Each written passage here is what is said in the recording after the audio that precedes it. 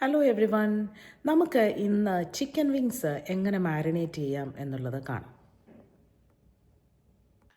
ഇത് നന്നായിട്ട് കഴുകി എടുത്ത ചിക്കൻ വിങ്സ് ആണ്.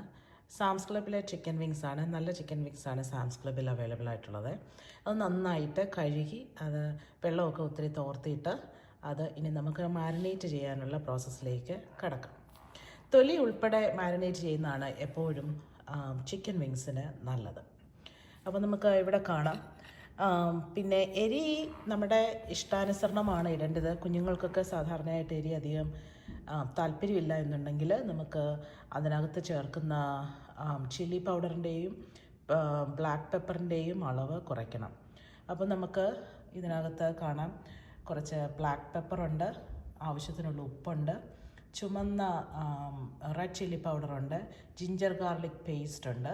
പിന്നെ നമുക്ക് ഇഷ്ടമുണ്ടെന്നുണ്ടെങ്കിൽ ഞങ്ങളുടെ കുഞ്ഞുങ്ങൾക്കൊക്കെ തൈം ലീൻസും അതുപോലെ ഒറിഗാനോ ഒക്കെ ഇഷ്ടമാണ്. കുറച്ച് നാടൻ ടേസ്റ്റിൽ നിന്നൊരു സ്വല്പം വ്യത്യസ്തതയോടുകൂടി അവർക്ക് കഴിക്കാനായിട്ട് താല്പര്യമുള്ള കുട്ടികളായതുകൊണ്ട് ഞാൻ സാധാരണ അങ്ങനെയുള്ള കാര്യങ്ങളും ഇതിനകത്ത് ചേർക്കാറുണ്ട്. ഈ പൊടി വർഗ്ഗങ്ങളൊക്കെ എല്ലാം ഇതിനകത്തിട്ടിട്ട് എപ്പോഴും കൈ കൊണ്ട് തന്നെ മാരിനേറ്റ് ചെയ്യുന്നതാണ് നല്ലത്. നമ്മൾ എന്തെങ്കിലും സ്പൂണോ ഒക്കെ ഉപയോഗിച്ച് ചെയ്തിട്ടുണ്ടെങ്കിൽ എല്ലാ ഭാഗത്തും അതിൻ്റെ എരി ഒക്കെ പിടിക്കാതെ വരും. അതുകൊണ്ട് കൈ കൊണ്ട് തന്നെ നന്നായിട്ട് അത് ഞെരടി അതിൻ്റെ എല്ലാ ഭാഗത്തും വരത്തക്കവണ്ണം നന്നായിട്ടത് ഇളക്കി യോജിപ്പിക്കുക.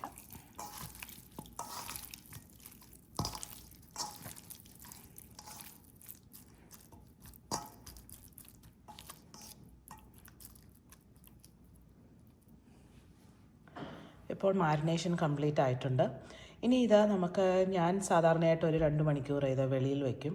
അതിനുശേഷം എടുത്ത് ഫ്രിഡ്ജിൽ വയ്ക്കും. ഇങ്ങനെ നമുക്ക് ബൾക്ക് എമൗണ്ട് നമുക്കിങ്ങനെ ചെയ്തു വെക്കാവുന്നതാണ്.